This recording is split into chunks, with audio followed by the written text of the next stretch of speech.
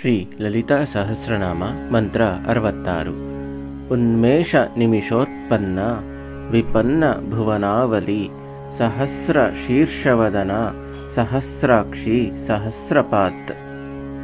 ಉನ್ಮೇಷ ನಿಮಿಷೋತ್ಪನ್ನ ಅಂದರೆ ಕಣ್ಣನ್ನು ಸದಾಕಾಲ ತೆರೆದಿಟ್ಕೊಂಡಿರ್ತಕ್ಕಂತಹ ಸ್ಥಿತಿ. ಅಂದರೆ ತಾಯಿ ನಿದ್ರಾ ಸ್ಥಿತಿಯಲ್ಲಿ ಕಂಡರೂ ಸಹ ಸುಪ್ತಾವಸ್ಥೆಯಲ್ಲಿ ಯಾವಾಗಲೂ ಜಾಗರೂಕಳಾಗಿರುತ್ತಾಳೆ. ಎಚ್ಚರಾವಸ್ಥೆಯಲ್ಲಿಯೇ ಇರುತ್ತಾಳೆ. ಎಚ್ಚರಾವಸ್ಥೆಯಲ್ಲಿಯೇ ಇದ್ದು ಜಗತ್ತಿನಲ್ಲಿನ ಆಗುಹೋಗುಗಳನ್ನು ನೋಡುತ್ತಾ ಇರುತ್ತಾಳೆ. ದೇವತೆಗಳು ನಮ್ಮ ಹಾಗೆ ರೆಪ್ಪೆ ಆಡಿಸುವುದಿಲ್ಲ. ಆಡಿಸಿದರೂ ಅತ್ಯಂತ ಕಡಿಮೆ ಸಮಯ ಆಗಿರುತ್ತೆ. ಇವರನ್ನು ಅನಿಮೇಷ ಅಂತ ಕರೆಯಲಾಗುತ್ತೆ. ತಾಯಿ ಒಮ್ಮೆ ಕಣ್ಣು ರೆಪ್ಪೆ ಮುಚ್ಚಿ ತೆರೆಯುವುದರ ಒಳಗೆ ಇಡೀ ವಿಶ್ವವನ್ನೇ ನಾಶಗೊಳಿಸುವ ಸೃಷ್ಟಿಸುವ ಸಾಮರ್ಥ್ಯ ಹೊಂದಿದ್ದಾಳೆ.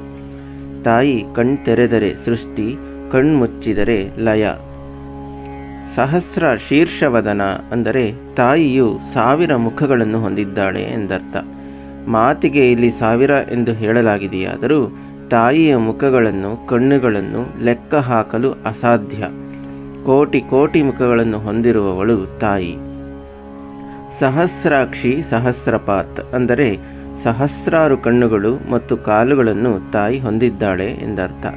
ಪಾತ್ ಎಂದರೆ ಕಾಲು ಎಂದರ್ಥ. ಹೀಗೆ ವರ್ಣಿಸಲು ಅಸಾಧ್ಯವಾದ ರೂಪದಲ್ಲಿ ಇರುವ ತಾಯಿ ಲಲಿತಾ ಮಾತೆ ಇಡೀ ಜಗತ್ತನ್ನು ಕಣ್ಣು ರೆಪ್ಪೆ ಸಹ ಮುಚ್ಚದೆ ಕಾಪಾಡುತ್ತಾಳೆ.